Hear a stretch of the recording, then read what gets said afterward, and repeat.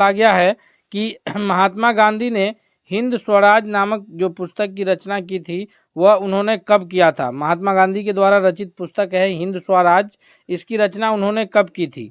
वो इंग्लैंड से भारत जहाज से यात्रा कर रहे थे तब किए थे, या फिर अपने साबरमती आश्रम में किए थे, या जहाज से इंग्लैंड से दक्षिण अफ्रीका की यात्रा कर रहे थे, या फिर जब वो चंपारण आंदोलन का नेतृत्व कर रहे थे उस दौरान किए थे। तो इस पहला नंबर क्वेश्चन का जो सबसे सही जवाब है ऑप्शन नंबर सी के रूप में जाना जाएगा कि जब महात्मा गांधी जी ने हिंद स्वराज की तब रचना की जब वो जहाज से इंग्लैंड से दक्षिण अफ्रीका की यात्रा कर रहे थे। नेक्स्ट क्वेश्चन की ओर बढ़ते हैं दोस्तों। क्वेश्चन नंबर दूसरा है कि शेरे पंजाब किसका उपनाम है, यानी शेरे पंजाब नाम से किन्हें जाना जाता है, बिपिन चंद्र पाल को, या फिर लाला लाजपत राय को, या सरदार भगत सिंह को। तो इसका जो सबसे करेक्ट आंसर है कि शेरे पंजाब के नाम से जो जाना जाता है वो लाला लाजपत राय को, यानी ऑप्शन नंबर बी दूसरा नंबर प्रश्न का सबसे सही जवाब है। नेक्स्ट क्वेश्चन की ओर बढ़ते हैं। क्वेश्चन नंबर तीसरा है कि निम्नलिखित में से किस नेता ने 1906 में कलकत्ता कांग्रेस अधिवेशन की अध्यक्षता की थी। 1906 का कलकत्ता कांग्रेस अधिवेशन इसलिए महत्वपूर्ण हो जाता है क्योंकि उससे पहले 1905 ईस्वी में बंगाल का विभाजन कर दिया गया था, पूर्वी बंगाल और पश्चिमी बंगाल के रूप में। तो ये 1906 में जो है कलकत्ता अधिवेशन की अध्यक्षता करने वाले जो ये थे वो कौन है। तीसरा नंबर क्वेश्चन का जो करेक्ट आंसर है वो ऑप्शन नंबर डी है कि दादा भाई नौरोजी जो है कलकत्ता अधिवेशन की अध्यक्षता किए थे, क्योंकि इस अधिवेशन में जो है ये बंगाल विभाजन के पश्चात ये अधिवेशन महत्वपूर्ण हो गया था। उस वक्त जो है स्वदेशी आंदोलन चला था और स्वदेशी आंदोलन का निर्णय लिया गया था और दादा भाई नौरोजी के नेतृत्व में यह हुआ। और दादा भाई नौरोजी ने जो है कुल मिलाकर कांग्रेस की 3 बार अध्यक्षता किए हैं। एक 1885 के बाद 1886 में, 1905 में और उसके बाद 1906 में, कुल 3 इन्होंने जो है अध्यक्षता किए हैं। नेक्स्ट क्वेश्चन की ओर बढ़ते हैं। क्वेश्चन नंबर 4 है कि कौन से भारतीय स्वतंत्र भारत का पहला गवर्नर जनरल बना। कौन भारतीय जो है वह स्वतंत्र भारत के पहला गवर्नर जनरल है। डॉक्टर राजेंद्र प्रसाद हैं, या फिर सरदार पटेल हैं, या सी राजगोपालचारी हैं, या बाबा साहब भीमराव अंबेडकर हैं। तो करेक्ट आंसर के रूप में ऑप्शन नंबर सी जाना जाता है कि सी राजगोपालचारी जी जो हैं यह स्वतंत्र भारत के प्रथम भारतीय गवर्नर जनरल के रूप में जाने जाते हैं। नेक्स्ट क्वेश्चन है क्वेश्चन नंबर 5वां है कि जनरल माइक ओ डायर की हत्या किसने की थी। तो जनरल माइक ओ डायर की हत्या जो है यह उधम सिंह ने किया था, यानी ऑप्शन नंबर सी जो है 5वां नंबर क्वेश्चन का सबसे करेक्ट आंसर है। नेक्स्ट क्वेश्चन है कि भारत की आज़ादी के समय भारतीय राष्ट्रीय कांग्रेस के अध्यक्ष कौन थे। यानी 1947 में जब भारत स्वतंत्र घोषित हुआ तो उस वक्त भारतीय राष्ट्रीय कांग्रेस की अध्यक्षता कौन कर रहे थे, महात्मा गांधी, या फिर पंडित जवाहरलाल नेहरू, या सरदार वल्लभ भाई पटेल, या जेबी कृपलानी। तो याद रखेंगे हम लोग महात्मा गांधी जो है वो केवल एक बार उन्होंने जो है बेलगांव में ये भारतीय राष्ट्रीय कांग्रेस की अध्यक्षता किए हैं। तो महात्मा गांधी उसके बाद जो है फिर भारतीय 1934 बेलगांव अधिवेशन की अध्यक्षता महात्मा गांधी जी के द्वारा किया गया था। उसके बाद फिर महात्मा गांधी जी ने है कभी भारतीय राष्ट्रीय कांग्रेस की अध्यक्षता नहीं किए हैं। 1947 में देश के स्वतंत्रता के समय जो ये थे अध्यक्ष थे वो जेबी कृपलानी थे, यानी ऑप्शन नंबर सी जो है वो करेक्ट आंसर होगा। दोस्तों हम लोग एक एक महत्वपूर्ण प्रश्नों को उसके उत्तर के व्याख्या के सहित देखेंगे, इसलिए हम आप लोग से रिक्वेस्ट करते हैं कि अगर आप लोग अब तक चैनल पर नए हैं, चैनल को सब्सक्राइब नहीं किए हैं, तो प्लीज़ आप चैनल को सब्सक्राइब करके बेल आइकन को दबा लीजिएगा ताकि कोई भी अपडेट्स आएगा तो सबसे पहले आप तक पहुंचेगा। क्वेश्चन नंबर 7वां की ओर बढ़ते हैं। क्वेश्चन नंबर 7वां है कि इंडियन लिबरल फेडरेशन की स्थापना किन्होंने किया था। सुरेंद्र नाथ बनर्जी ने, या फिर चित्तरंजन दास ने, या महात्मा गांधी ने, या फिर चंद्रशेखर आज़ाद ने। 7वां नंबर क्वेश्चन का करेक्ट आंसर कौन सा होगा। तो 7वां नंबर प्रश्न के लिए जो सबसे सही उत्तर है कि इंडियन लिबरल फेडरेशन की जो स्थापना किए थे, संस्थापक के रूप में जो जाने जाते हैं वह जाने जाते हैं एस.एन. बनर्जी, यानी सुरेंद्र नाथ बनर्जी जी जो है वो इंडियन लिबरल फेडरेशन के संस्थापक के रूप में जाने जाते हैं। नेक्स्ट क्वेश्चन नंबर 8 है कि भारत छोड़ो आंदोलन के समय इंग्लैंड के प्रधानमंत्री कौन थे। भारत छोड़ो आंदोलन कब शुरू हुआ था। तो भारत छोड़ो आंदोलन जो है यह 1942 ईस्वी में शुरू हुआ था और इस समय जो है कांग्रेस के जो अध्यक्ष थे वो मौलाना अबुल कलाम आज़ाद थे।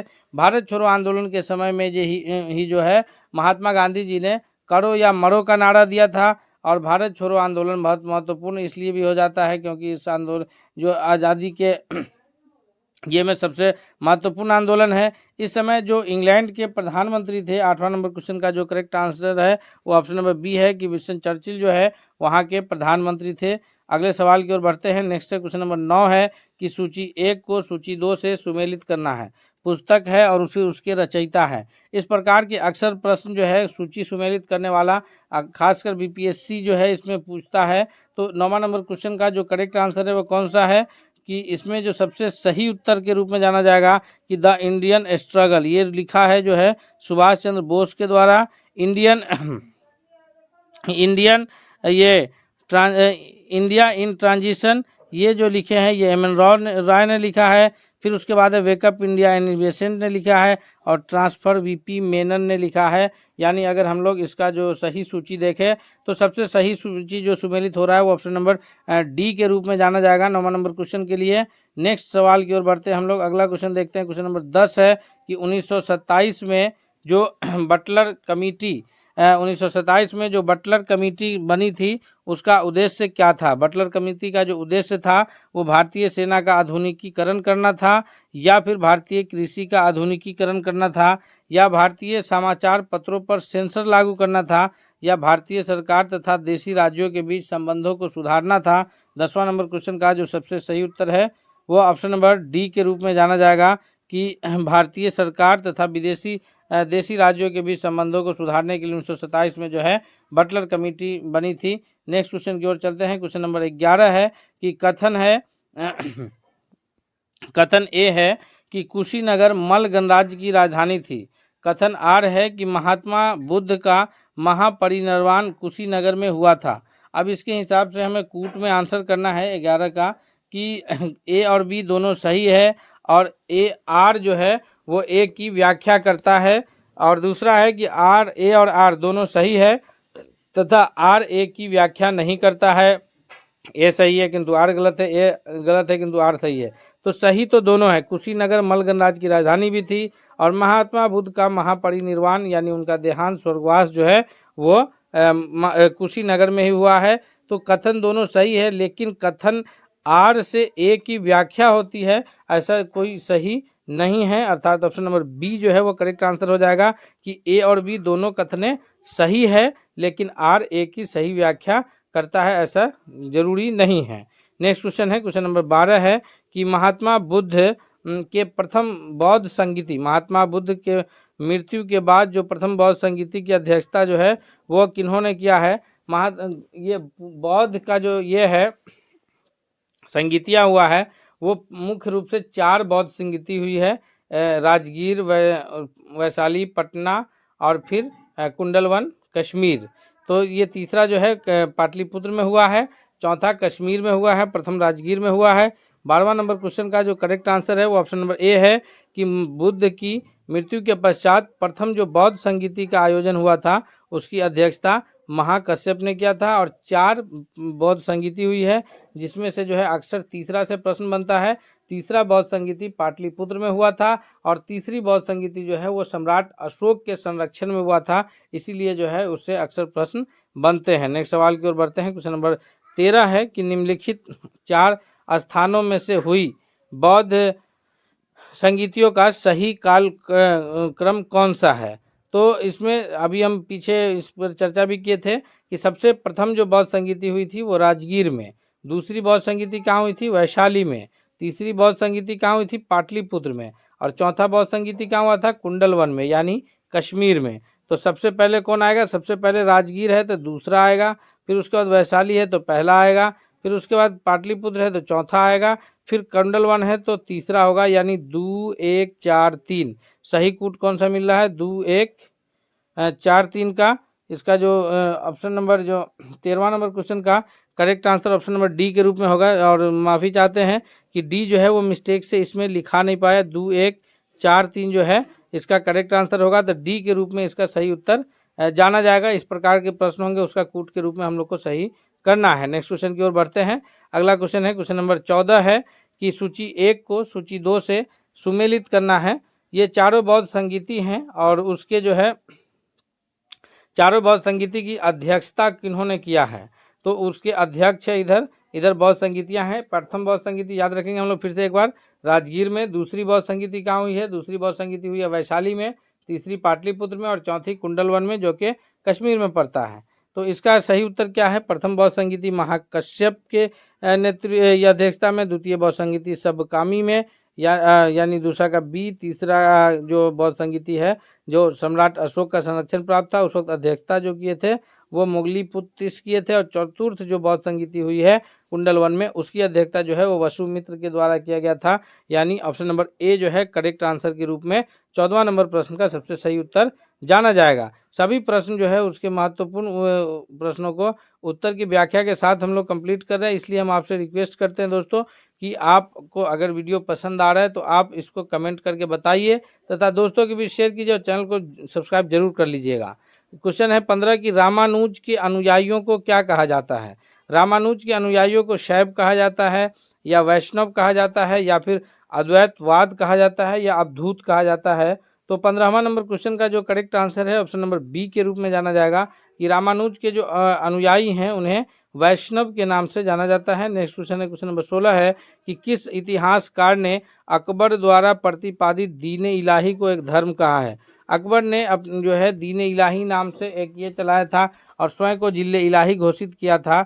तो इसमें से किस इतिहासकारों ने जो है उसको एक धर्म की संज्ञा दी थी? हालांकि उस दीन इलाही को अगर मानने वालों की बात हो तो उसमें केवल एक ही मानने वाले हैं, जो बीरबल हैं, वही दीन इलाही को माने, बाकी कोई लोग जो है उसका दीन इलाही को नहीं माने थे। 16वां नंबर क्वेश्चन का जो करेक्ट आंसर है वो ऑप्शन नंबर ए है कि इतिहासकार जो है अबुल फजल जो है कहा है कि वो एक धर्म था। ऑप्शन नंबर ए के रूप में करेक्ट आंसर जाना जाएगा। नेक्स्ट है 17 नंबर क्वेश्चन है कि अनवार सुलही ग्रंथ किसका अनुवाद है?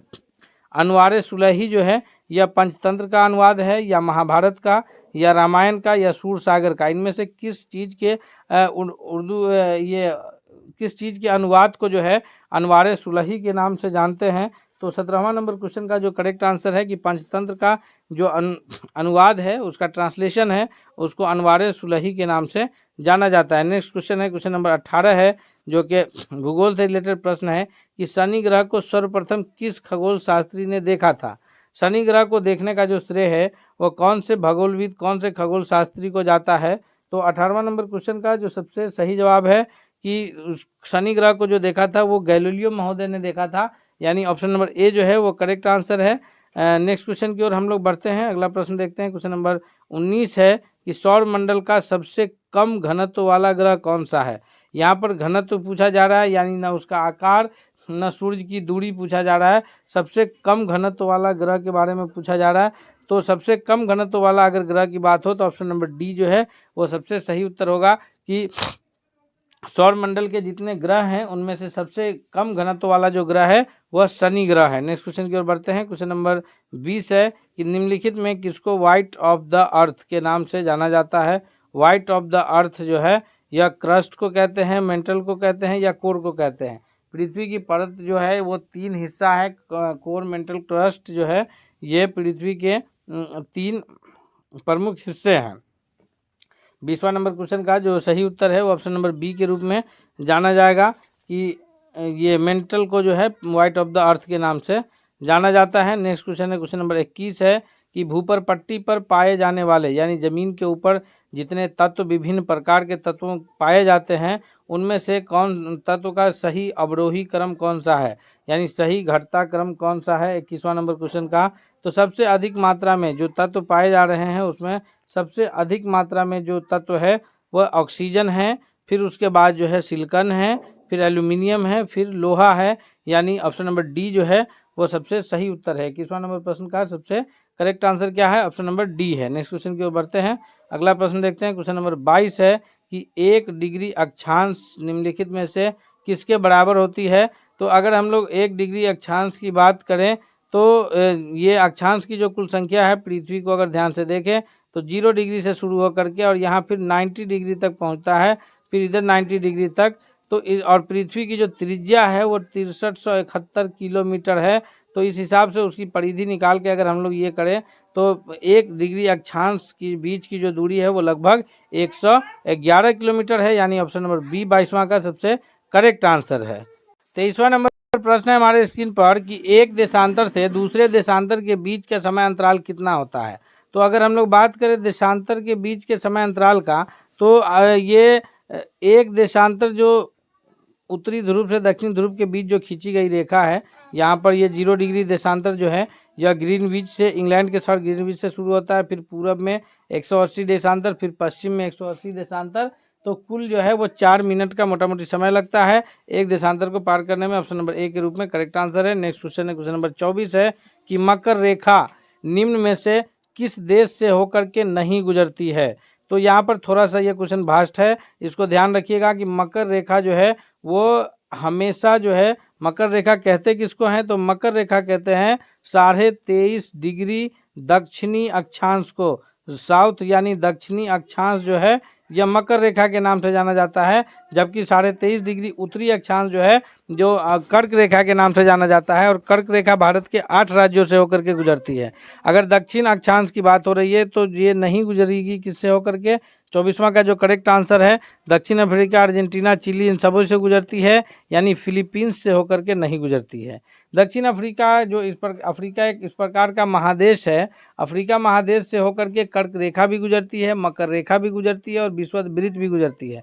जितने भी महादेश हैं उनमें अफ्रीका ही एक ऐसा महादेश है जिसमें से होकर के तीनों रेखाएं जो है कर्क, मकर और ये 0 डिग्री अक्षांश यानी विषुववृत्त तीनों गुजरती है। यह भी हम लोग याद रखेंगे। क्वेश्चन नंबर 25 है कि निम्नलिखित में से किन देशों के समूह से भूमध्य रेखा गुजरती है। भूमध्य रेखा किसे कहते हैं, तो भूमध्य रेखा कहते हैं 0 डिग्री अक्षांश को। 0 डिग्री अक्षांश भूमध्य रेखा के नाम से जाना जाता है। 25वां नंबर प्रश्न का जो करेक्ट आंसर है वह है कोलंबिया, केन्या और इंडोनेशिया। इन सभी देशों से होकर के जो है भूमध्य रेखाएं गुजरती है। नेक्स्ट क्वेश्चन की ओर बढ़ते हैं। क्वेश्चन नंबर 26 है कि वायुमंडल के किस सतह में तापमान बहुत अधिक उतार चढ़ाव नहीं रहता। तो वायुमंडल से रिलेटेड जो है प्रश्न पूछा जाता है, बीपीएससी के TRE 1 में भी प्रश्न पूछा गया है, इसलिए हम लोग को याद रखना है इसको। वायुमंडल का जो सबसे जो परत है उसमें पृथ्वी से जो ऊपरी परत है उसको क्षोभ मंडल के नाम से जाना जाता है। फिर उसके ऊपर जो है अन्य मंडल सब है। तो ये वायुमंडल का जिस परत में ताप के जो बहुत अधिक उतार चढ़ाव नहीं मिलता है, 26वां नंबर क्वेश्चन का करेक्ट आंसर है वह है ऑप्शन नंबर ए कि समताप मंडल में जो है बहुत अधिक, समताप यानी समान ताप वाला मंडल हो गया, तो इसमें बहुत अधिक तापमान का उतार चढ़ाव नहीं रहता है। और वायुमंडल का जो सबसे अधिक घनत्व है वह क्षोभ मंडल में रहता है। याद रखेंगे हम लोग, वायुमंडल का सबसे अधिक घनत्व कहाँ रहता है, क्षोभ मंडल में। नेक्स्ट क्वेश्चन है, क्वेश्चन नंबर 27 है कि भारतीय संविधान में मौलिक कर्तव्य पर का विचार कहाँ से लिया गया है। तो भारतीय संविधान में जो मौलिक कर्तव्य का विचार लिया गया है वह रसिया से के संविधान से लिया गया है। ऑप्शन नंबर सी के रूप में इसका सही उत्तर होगा। नेक्स्ट क्वेश्चन की ओर बढ़ते हैं। क्वेश्चन नंबर 28 है कि भारतीय संविधान के भाग 1 में किसके विषय में वर्णन किया गया है। दोस्तों हम लोग लगातार सभी प्रैक्टिस सेट इस पर करा रहे हैं और हम उम्मीद करते हैं कि इन सभी सेट से जो है ये आपकी तैयारी सबसे बेहतरीन हो जाएगी। इसलिए आपसे रिक्वेस्ट है कि अगर आप अब तक चैनल पर नए हैं तो प्लीज़ आप चैनल को जरूर सब्सक्राइब कर लीजिए तथा बेल आइकन को दबा लीजिए ताकि कोई भी अपडेट्स आए तो सबसे पहले आप तक पहुंचे। क्वेश्चन नंबर 28 कह रहा है कि संविधान के भाग 1 में किसका वर्णन है। तो संविधान के जो भाग हैं, संविधान जब निर्माण हुआ था तब तो 22 भाग था, वर्तमान में संविधान में भागों की कुल संख्या 25 है। तो भाग 1 में जो वर्णन किया गया है, 28वां नंबर क्वेश्चन का जो करेक्ट आंसर है वह है संघ और उसके राज्य क्षेत्र के बारे में भारतीय संविधान के भाग 1 में वर्णन किया गया है।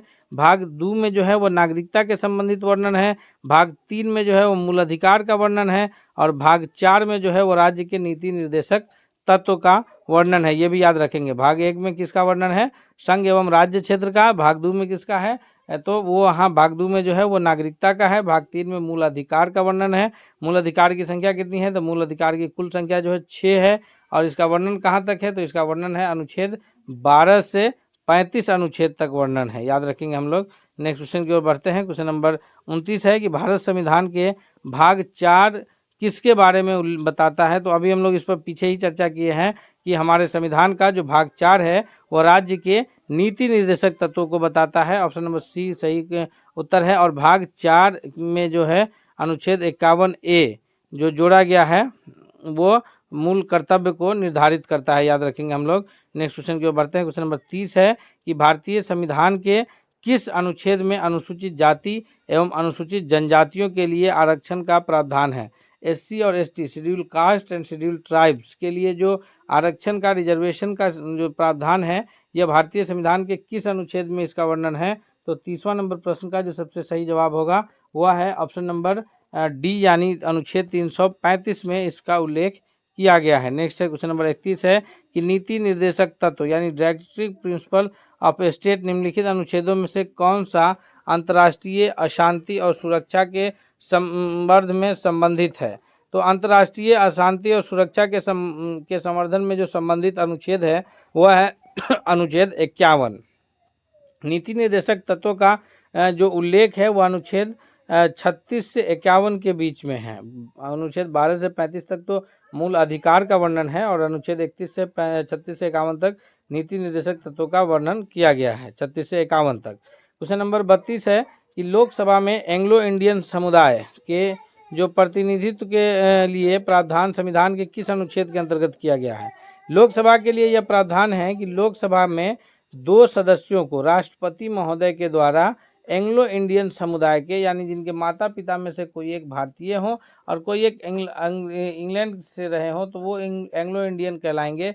तो उस समुदाय के 2 लोगों को जो है वो राष्ट्रपति महोदय के द्वारा लोकसभा के सदस्य के रूप में मनोनीत किया जाता है। और यह कौन से संविधान में है। तो इसका जो सबसे सही जवाब होगा 32वां नंबर प्रश्न का वह है ऑप्शन नंबर ए की अनुच्छेद 331 के तहत जो है यह प्रावधान किया गया है। नेक्स्ट सवाल की ओर बढ़ते हैं। क्वेश्चन नंबर 33 है कि भारतीय संविधान की प्रस्तावना में लिखित हम भारत के लोग we the people of India से क्या अर्थ है। ये अर्थ है कि भारतीय गणराज्य की प्रभुसत्ता जनता में निहित है या फिर संविधान का निर्माण भारत की जनता के द्वारा हुआ है, जो कि गलत है। संविधान का निर्माण तो संविधान सभा के द्वारा किया गया था। संविधान निर्माता भारत की जनता का प्रतिनिधित्व करते हैं और भारत का संविधान भारत की जनता की सहमति पर आधारित है। 33वां का जो करेक्ट आंसर है ऑप्शन नंबर जो है क्या अर्थ। तो इसका जो सबसे 33वां नंबर क्वेश्चन के लिए जो करेक्ट आंसर होगा कि जो भारतीय गणराज्य की प्रभुसत्ता है, यानी इसका जो सही सबसे जो करेक्ट आंसर है 33वां नंबर क्वेश्चन के लिए वह है कि